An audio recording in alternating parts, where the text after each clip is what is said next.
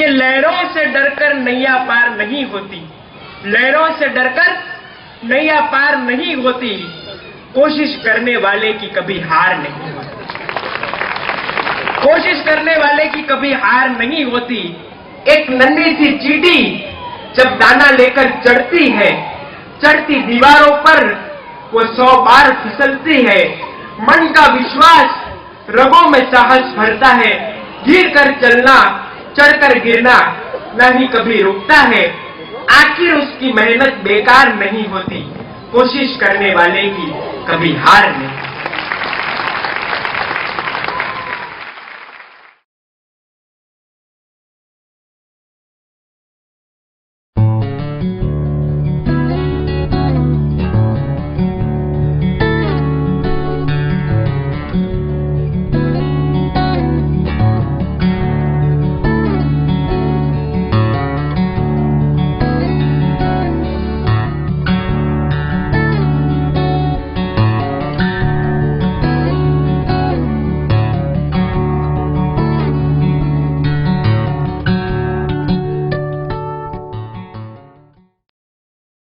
शारीरिक अक्षमता को बौना साबित कर अपनी छाप छोड़ने वालों से दुनिया का इतिहास समृद्ध है।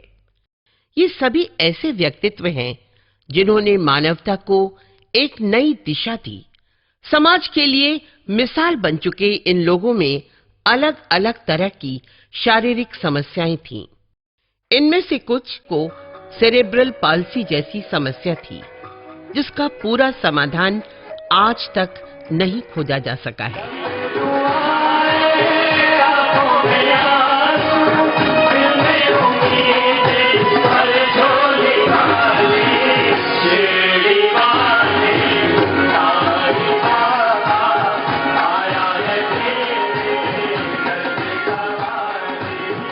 इस समस्या से केवल एक इंसान ही नहीं बल्कि पूरा परिवार और समाज प्रभावित होता है।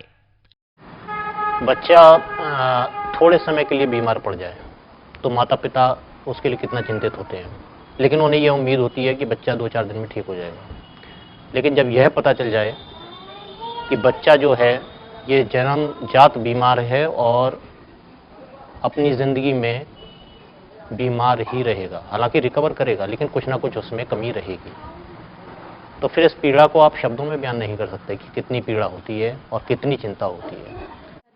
मैं सड़क पे चलती हूँ तो बहुत सारे लोग मुड़ के देखते हैं और कुछ लोग ये कहते हैं क्या करे, भगवान ने ऐसा बना दिया, पिछले जन्म में कोई पाप किया। मैं ये नहीं मानती कि पाप की वजह से ये मैं इस प्रॉब्लम को मेरा गिफ्ट मानती हूँ, क्योंकि इसकी वजह से मुझे स्पेशल अटेंशन मिलता है। मुझे तब बुरा लगता है जब मुझे कोई अवॉइड करता है या अंडर एस्टिमेट करता है। एक सीपी चाइल्ड होना आपके पास उतना बड़ा इशू नहीं है जितना उस सीपी चाइल्ड को सरवाइव करना सिखाना इशू है। जब हम लोग घर से बाहर एक अपने बच्चे को लेके निकलते हैं तो लोग इस तरह से देखते हैं जैसे कि कोई अजूबा जा रहा हो, जैसे कोई इंसान नहीं है, कोई अजूबा लेके जा रहे हैं। एक व्यक्ति बीमार है उसके कारण पूरा परिवार सफर करता है, और ये करते करते उस बच्चे के प्रति परिवार के लोगों का, समाज के लोगों का जो दृष्टिकोण है वो बदल जाता है।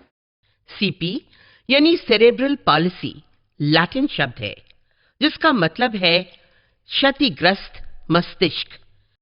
सेरेब्रल पॉलिसी के बारे में अभी दुनिया में बहुत सारी भ्रांतियां हैं और बहुत सारे लोगों को इसके बारे में जानकारी भी नहीं है।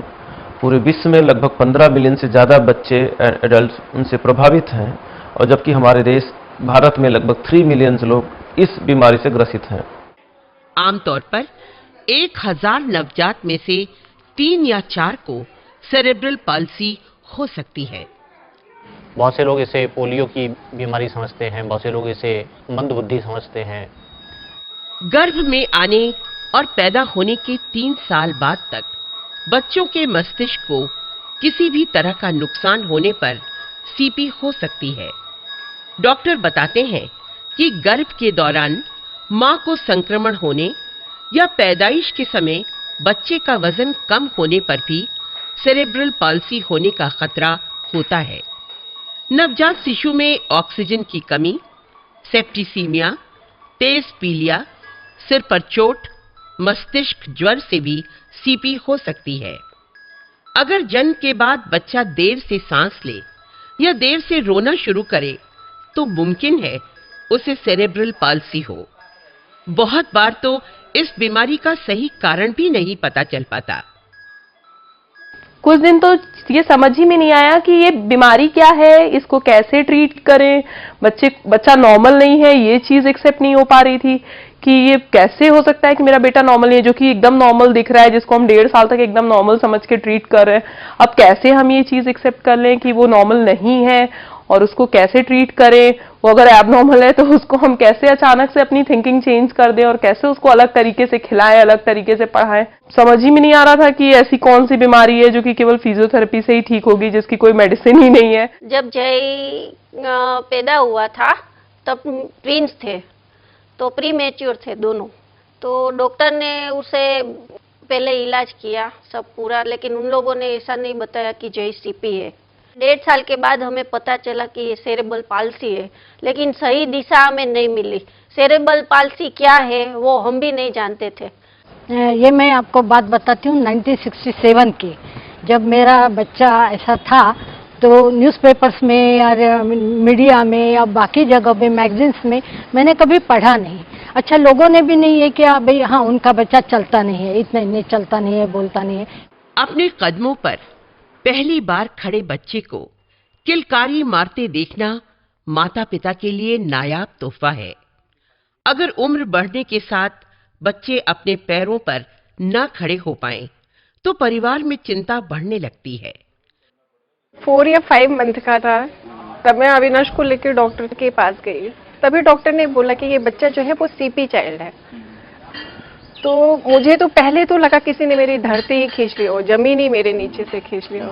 हम तो बार बार कह रहे थे मेरा बच्चा 2.5 साल का हो गया तो ये क्यों नहीं चलता है या क्यों नहीं बोलता है, तो भी वो नहीं ये प्रीमैच्योर बेबी है इसलिए टाइम लगेगा, होगा। 2 साल की उम्र तक गर्दन में ठहराव, 4 साल तक बैठने और 8 साल के भीतर खड़े होने तक शारीरिक विकास न हो पाए तो बच्चे को पूरा जीवन सहारे की जरूरत पड़ना तय है। बहुत अच्छा है तो लड़का है। ये एक विकृति ही है, मांसपेशियों में तनाव या खिंचाव या स्पास्टिक ऐसा शरीर हो जाता है।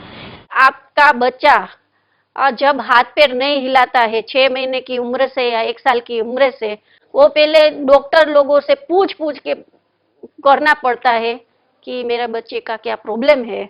अगर आप पेरेंट्स प्रॉब्लम समझ जाएंगे तब आपको उसके इलाज में सही मिल जाएगा कि हमें बच्चे का क्या करना है। बच्चों में लगातार लार टपकने की शिकायत होती है। ऐसे बच्चों को बोलने में भी दिक्कत होती है। अरे तुम मुंह तो खोल रहे हो, आवाज भी नहीं बोला। कुछ बच्चों को सुनने में भी समस्या होती है और वहीं कुछ की नजर कमजोर हो जाती है। रोग प्रतिरोधक क्षमता धीरे धीरे कम हो जाती है और शरीर का सामान्य विकास नहीं हो पाता। इसमें बच्चों बड़ों को बहुत सारी समस्याएं एक साथ होती हैं। इसमें बच्चों में चलने फिरने उठने बैठने की समस्याओं के साथ साथ बोलने सुनने देखने की समस्याएं भी होती है। कुछ बच्चों को इसमें झटके भी आते हैं। 50% ऑफ सेरेब्रल पैल्सी के बच्चों में मिर्गी होने की संभावना ज़्यादा रहती है। तो बेसिकली ये ब्रेन की प्रॉब्लम की वजह से होता है, इसको आप रोक नहीं सकते। बस इसमें आपको मेडिसिन ज़रूर लेनी है, बार बार डॉक्टर के पास जाना है, टाइट्रेट कराते रहना है, उसका एक लेवल मेंटेन रखना है। बच्चे का वजन बढ़ेगा तो वजन के हिसाब से मेडिसिन की डोजेज बढ़ती जाएंगी। और उसके बाद भी जैसे जो बच्चे दवाइयों पे कंट्रोल रहते हैं उनमें भी थोड़े बहुत सिम्टम कभी कभी अगर दौरे आते हैं, फ्लिकरिंग होती है, तो वो सामान्य बात होती है उनमें। वो मतलब उससे पैनिक के बिल्कुल नहीं होना है और उसको नॉर्मल बच्चों की तरह ही लेना है।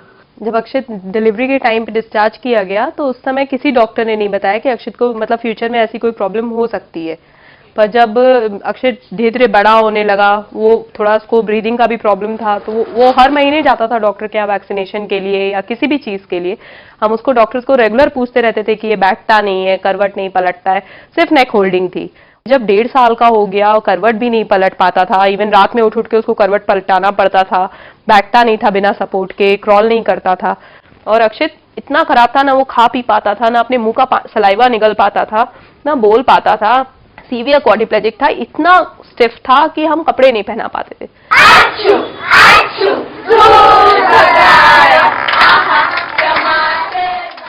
70% सीपी बच्चे सामान्य बच्चों की तरह ही दिमागी रूप से मजबूत और सक्रिय होते हैं। बस उन्हें अपनी भावनाओं के इजहार के लिए शब्दों को जबान पर लाने और हाव भाव व्यक्त करने में दिक्कत आती है।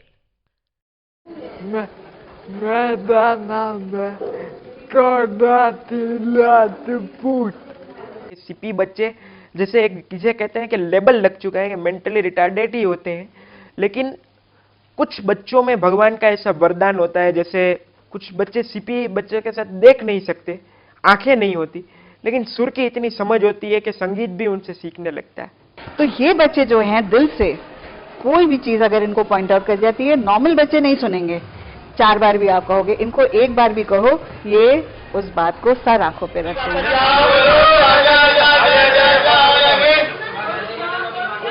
तो ये बच्चों में कुछ ना कुछ एक्स्ट्रा होता है, बस हमें उसमें देखना होता है कि क्या है। We should not feel ashamed of them as parents, as people around them. We should always see how we can encourage them and what we can do with them. Cerebral palsy होने पर मांसपेशियों पर नियंत्रण नहीं रहता। शरीर बहुत ज्यादा ढीला हो जाता है या फिर कड़ा, गर्दन स्थिर नहीं रहती और बैठने में समय लगता है। ऐसे बच्चों को दौरा पड़ने की संभावना ज्यादा रहती है, जिसके कारण इन्हें निगरानी में रखना पड़ता है। सेरेब्रल पॉल्सी को प्रभावित अंगों के हिसाब से परिभाषित किया जाता है। इसका असर मस्तिष्क के प्रभावित हिस्से पर निर्भर करता है। अगर एक हाथ या पैर प्रभावित है तो इसे मोनोप्लेजिया और दोनों पैर पर असर हो तो डायप्लेजिया कहा जाता है। एक ही तरफ के हाथ और पैर में समस्या हो तो इसे हेमीप्लेजिया कहते हैं। दोनों पैर और एक हाथ प्रभावित होने की दशा में मरीज को ट्राइप्लेजिया की श्रेणी में रखा जाता है। अगर मरीज का सभी हाथ और पैर ग्रसित है तो इसे क्वाड्रिप्लेजिया कहते हैं। शरीर की मांसपेशियों के व्यवहार के अनुसार भी सेरेब्रल पाल्सी को विभाजित करते हैं। सेरेब्रल पाल्सी कई तरीके से प्रेजेंट कर सकती है। स्पास्टिक सेरेब्रल पाल्सी होता है जिसमें मांसपेशियां बहुत सख्त हो जाती हैं, हाथ पैरों में तिरछापन आ जाता है। दूसरी वैरायटी डिस्काइनेटिक सेरेब्रल पाल्सी होती है। इसमें भी कई वैरायटीज और भी होते हैं।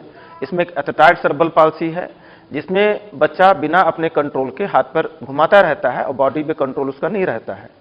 एक डिस्टोनिक सेरेब्रल पाल्सी होता है। डिस्टोनिक सेरेब्रल पाल्सी में अनचाहे पोजीशन में हाथ पैर चले जाते हैं और जो बच्चा सो रहा होता है एकदम नॉर्मल पोजीशन में होता है और जब जग रहा होता है तो शरीर पूरा बहुत सख्त हो जाता है। तीसरी वैरायटी एटैक्सिस सेरेब्रल पाल्सी होता है। इसमें बॉडी में कंट्रोल नहीं रहता है, वो बच्चा अपना पैर कहाँ पे डाल रहा है, किस तरह से डाल रहा है, उसको पोजीशन सेंस बहुत कम होता है।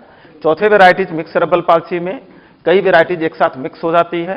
Athetoid cerebral palsy, spastic cerebral palsy का मिक्स बहुत कॉमन होता है।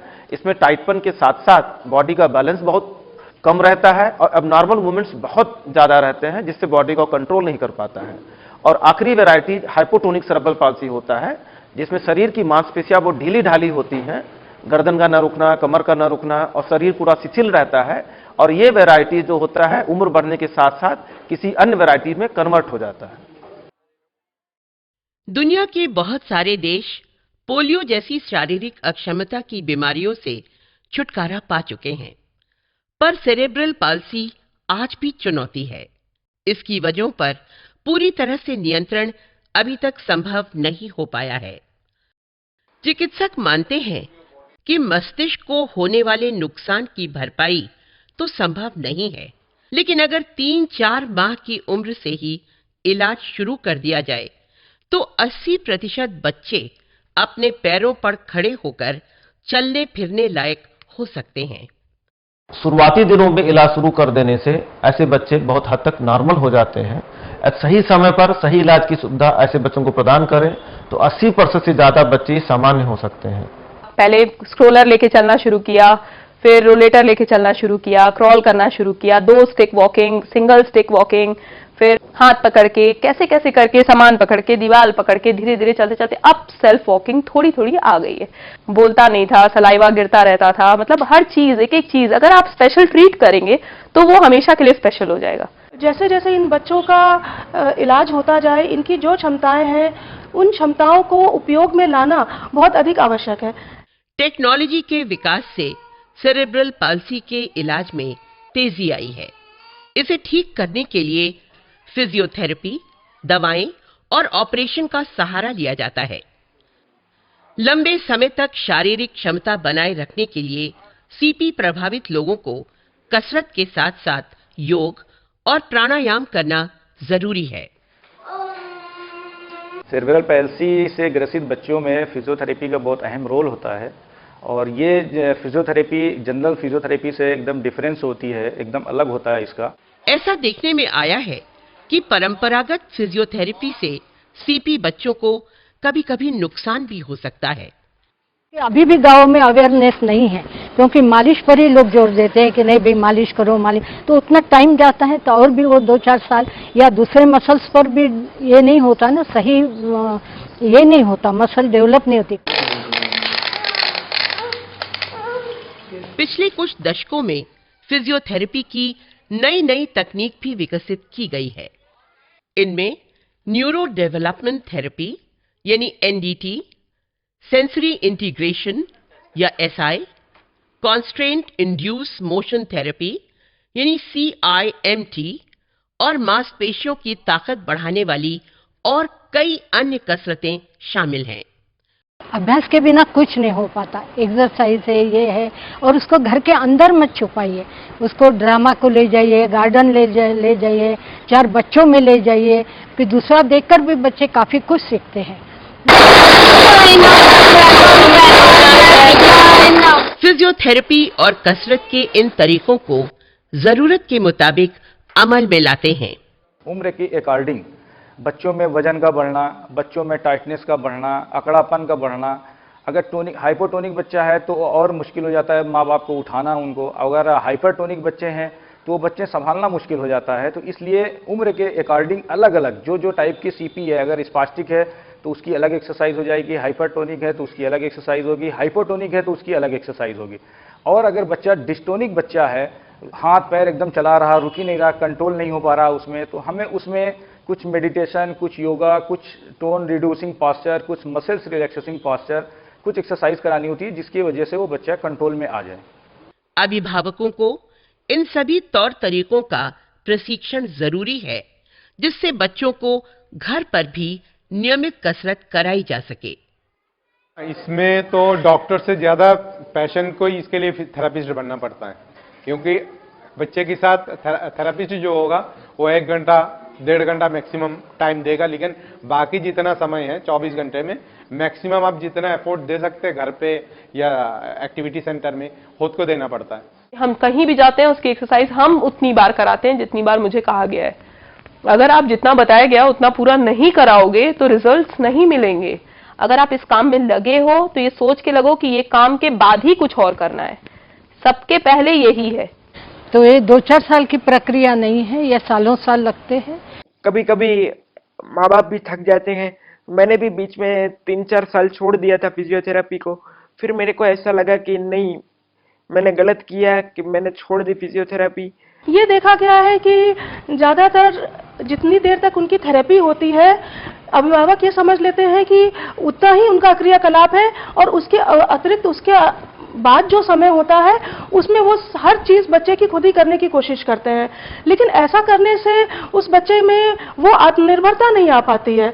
इसके लिए ये बहुत जरूरी है कि बच्चे की खुद की जो भी क्षमताएं हैं, उसके सारे क्रियाकलापों में जो सुबह से लेकर शाम तक की उसकी जो भी दिनचर्याएं हैं, टॉयलेट जाना है, पानी पीना है, खाना खाना है, इन सभी चीजों में उन सारी क्षमताओं का उपयोग करें जितना भी हो सके।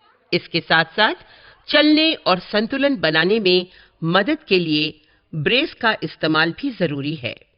मसल्स की जो टाइटनेस है, जो अकड़ापन है, उसको दूर करने के लिए फिर हमें गेटर की भी जरूरत होती है, एफओ की भी जरूरत होती है।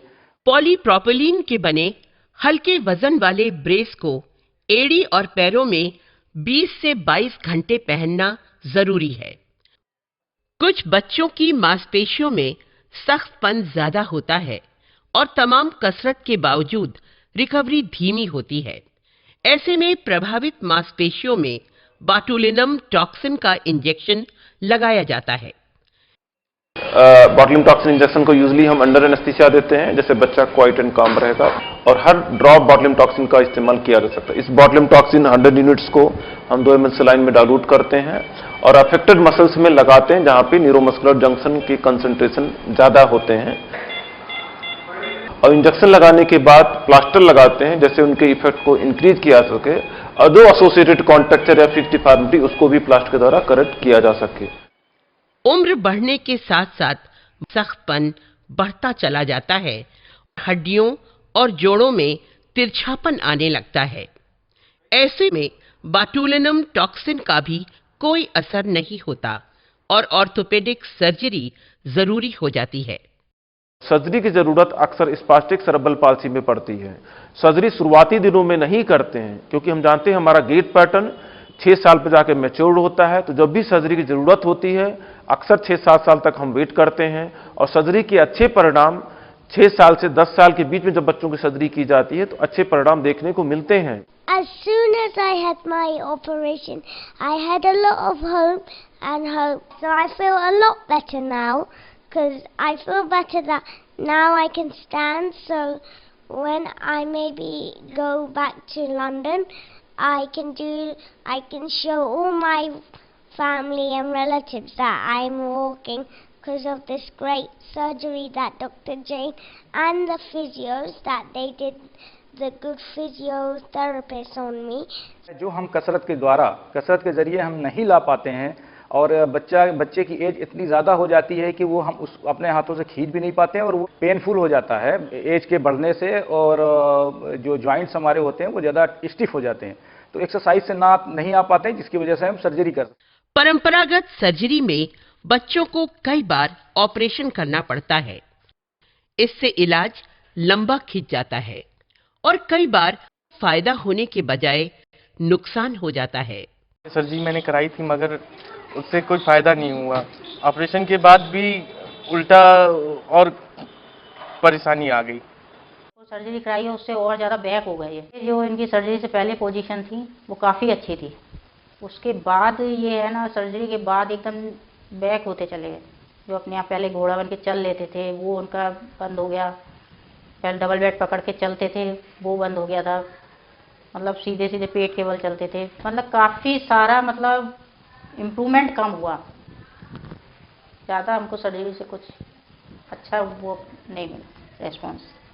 ऐसे मामलों में ऑर्थोपेडिक सर्जरी की नई तकनीक सिम लॉस का इस्तेमाल होता है। हर जोड़ों, हर मांसपेशियों को एक अच्छे ढंग से एग्जामिनेशन करने के बाद बताते हैं कि कौन कौन सी मांसपेशियां प्रभावित हैं, और सभी प्रभावित मांसपेशियां, सभी तरह की डिफॉर्मिटीज हाथ पैरों में जो भी है, एक ही समय पर ऑपरेट कर दिया जाए तो उसके परिणाम कुछ ज्यादा अच्छे होते हैं। इनको हम single event multi level surgery के नाम से जानते हैं। लेकिन अभी कुछ सालों पहले जापान के डॉक्टर ताकासे मात्सु का कॉन्सेप्ट दिया हुआ कॉन्सेप्ट है जिसको हम OSS कॉन्सेप्ट बोलते हैं। इसके छोटे छोटे टुकड़ों में अभी भी वर्ल्ड में बहुत सारी जगहों में इस्तेमाल किया जाता है। इस कॉन्सेप्ट का हमारा मतलब ये होता है कि जो शरीर में 2 तरह की मांसपेशियां होती है, लंबी मांसपेशियां, छोटी मांसपेशियां। लंबी मल्टी आर्टिकुलर जो मसल्स होती हैं वो अक्सर स्पास्टिसिटी में कल्प्रिट होती हैं। केवल ऑपरेशन के दौरान इसी को हमें लंबा करना चाहिए, इसी को मैनेज करना चाहिए। छोटी मांसपेशियों में किसी तरह का कोई छेड़छाड़ नहीं करना चाहिए। इससे शरीर पर यह प्रभाव पड़ता है कि संतुलन जल्दी आ जाता है, किसी तरह की कोई कमजोरी नहीं आती है, और बच्चे में ताकतपन बहुत सख्त और जल्दी चलना फिरना उनका शुरू हो जाता है। इसके अलावा हाथ पैरों में जो तिरछापन आ जाता है उनको लीवर आर्म प्रॉब्लम्स बोलते हैं। उन तिरछेपन को हड्डी के ऑपरेशन के द्वारा सीधा किया जाता है, और कुछ मांसपेशियां बहुत वीक हो जाती हैं, उनको ऑपरेशन के द्वारा उनमें दूसरी मांसपेशियां उस पर ट्रांसफर कर देते हैं, जिसमें उनमें ताकत वापस आ जाती है। सर्जरी के बाद कुछ ही हफ्तों की कसरत से शरीर का संतुलन बेहतर हो जाता है। 9 साल के पहले सिर्फ वो क्रॉल करती थी, हर जगह जहां भी जाना हो सिर्फ क्रॉल करती थी, बहुत दिक्कत होती थी। OSS सर्जरी करने के बाद और उसका जो थेरेपी होता है सीवियर थेरेपी 4 महीने तक चला और उससे बहुत ज़्यादा फर्क पड़ा। शी स्टार्टेड बिकमिंग इंडिपेंडेंट हो गई दोनों स्टिक्स से पकड़ के चलना, स्कूल इंडिपेंडेंटली जाना, नॉर्मल स्कूल बच्चों के साथ पढ़ना, घर में जितने भी एक्टिविटी है एकदम अपने इंडिपेंडेंटली करना। तो ये OSSCS सर्जरी बहुत फ़ायदा रहा उसके लिए। लोग कहते हैं लंदन अमेरिका लोग भेजते हैं अपने, यहाँ से भी लोग जाते हैं वहाँ ट्रीटमेंट के लिए, मगर मैं यहाँ आई हूँ तो मेरे लिए तो ये अमेजिंग से कम नहीं है। जिस बच्चे को उन लोगों ने कह दिया था कि व्हील चेयर में आप जिंदगी भर ये रहेगा, ये नहीं कभी चलेगा, तो ये चल के जाएगा। तो मेरे लिए तो ये सबसे अमेजिंग और एक मतलब माँ या बाप के लिए बड़ी बात होती कि उनका बच्चा मतलब इतना अच्छा हो के जाएगा, तो मेरे लिए तो अमेजिंग है। सर्जरी इस पूरे मिशन का एक महत्वपूर्ण पार्ट है और उसके कारण ही हमको फिजियोथेरेपी कराने में एक सहूलियत हो जाती है। और जो बच्चा पैर सीधा नहीं रख पाता था अब वो सीधा भी रखता है और सीधा होने के कारण वो सीधे ढंग से एक्सरसाइज भी कर रहा है और उसके एक अच्छा पॉजिटिव रिजल्ट हमको देखने में मिल रहा है। स्टेम सेल, हाइपरबेरिक ऑक्सीजन जैसी कई तकनीक के जरिए भी सीपी के इलाज की कोशिश की जा रही है, पर अभी तक इन सब की उपयोगिता सिद्ध नहीं हो सकी है। जानकारी न होने के कारण मरीज और परिवार के लोग भटकते हैं। कुछ लोग जादू टोना झाड़ फूक का भी सहारा लेते हैं। बार बार मैं हर पेरेंट्स को यही बोलना चाहती हूँ कि वो अपने बच्चों को ज्यादा से ज्यादा पढ़ाई और फिजियोथेरेपी पे करें। केवल एक वही इलाज है, दूसरा कोई इलाज नहीं है। जादू मंत्र ये सब कुछ भी नहीं है। लोग बोलते हैं कि ये ऐसा कुछ किसी ने कर दिया है, पर ऐसा नहीं।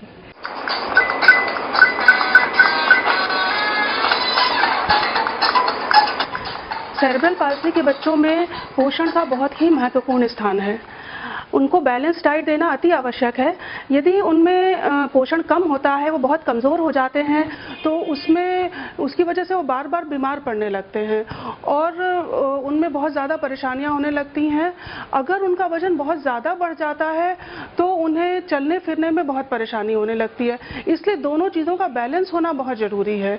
इसके अलावा उनकी हड्डियाँ मजबूत बनी रहें, इसके लिए उन्हें थोड़ी देर रोज़ की रोज़ उन्हें सन एक्सपोजर होना बहुत ज़रूरी है। A, B, C। इलाज के दौरान भी बच्चे विशेष विधि से पढ़ाई लिखाई कर सकते हैं।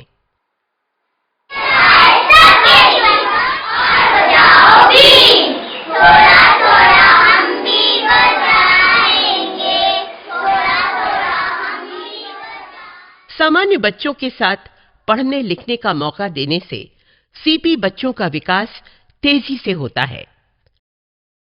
ऐसे बच्चों को अधिकतर देखने में आया है कि उसके गार्जियन या समाज के लोग स्पेशली ऐसे स्कूल में भेज करके उनको उनके हाल में जीने के लिए मजबूर कर देते हैं, उनको उनके हाल में जीने के लिए छोड़ देते हैं, तो वो सरवाइव नहीं कर पाते, वो कुछ सामान्य नहीं हो पाते। सिर्फ एक अपने जीवन को वो काटते हैं स्पेशल एजुकेशन में जा करके। डॉक्टर ने मुझे बोला कि ये इसका दिमाग बिल्कुल सही है, इसको कोई स्पेशल स्कूल में ना डालिए, ये खराब हो जाएगा और इसकी जरिए तो आप इसको नॉर्मल स्कूल में डालिए। लेकिन नॉर्मल स्कूल में हम जब गए 3-4 स्कूल में जाने के बाद कोई इसको लेने के लिए तैयार नहीं है, क्योंकि ये चल फिर नहीं पाते थे, वॉकर की तरह चलते थे। ऐसे बच्चों की स्कूलिंग ही सबसे मेजर प्रॉब्लम है, क्योंकि जब तक बच्चा छोटा है वो घर में रहता है, वो घर में हम लोग उसको जैसे चाहे ट्रेनिंग दे लेंगे वो वैसा एडजस्ट हो जाएगा। पर जब वो घर से बाहर निकलता है और स्कूल जाता है तो वो सबसे बड़ा चैलेंज हो जाता है स्कूल में उसको एडजस्ट करना। क्योंकि केवल गवर्नमेंट का रूल बना देने से कि ऐसे बच्चों का एडमिशन कंपलसरी है, कोई भी प्रॉब्लम समझने के लिए एक्स्ट्रा क्लासेस होनी चाहिए ऐसे बच्चों के लिए, ये सब रूल्स केवल पेपर में है। एडमिशन के टाइम में वो प्रॉब्लम होती है, लेकिन पेरेंट्स को हताश नहीं होना चाहिए। हमारा काम है कोशिश करना। हर बच्चे में कुछ ना कुछ क्षमता होती है, उन क्षमताओं को पहचान करके उनका भी विकास करें और हमारा सारा का सारा उद्देश्य ये हो कि आखिर में ये बच्चा अपने ऊपर आत्मनिर्भर होकर के अपने जीवन को अपने तरीके से जी सके। रोजगार दिलाने के लिए सरकारी और गैर सरकारी संस्थान विशेष सुविधा दे रहे हैं। जितने भी स्कूल हैं, जितने भी प्रोफेशनल एजुकेशन के सेंटर हैं, हर जगह इन बच्चों के लिए 3% अलग से रिजर्वेशन का प्रावधान किया गया है और उसी तरीके का प्रावधान इनको सरकारी नौकरियों में भी किया गया है। वो ये न समझे कि कोई व्यक्ति सीपी से ग्रस्त है तो वो केवल लिफाफा बना सकता है या कुछ और कर सकता है। केवल कुछ स्पेसिफाइड क्षेत्र शायद है जैसे आर्मी वगैरह, इन सब में नहीं जा सकता या जिसमें बहुत फिजिकल फिटनेस की आवश्यकता हो। लेकिन इसके अलावा जितने भी क्षेत्र बचते हैं उसमें सीपी वाले व्यक्ति हर क्षेत्र में आगे बढ़ने की सलाहियत रखते हैं, कुव्वत रखते हैं। उनको उस तरह से मार्गदर्शन मिलना जरूरी है।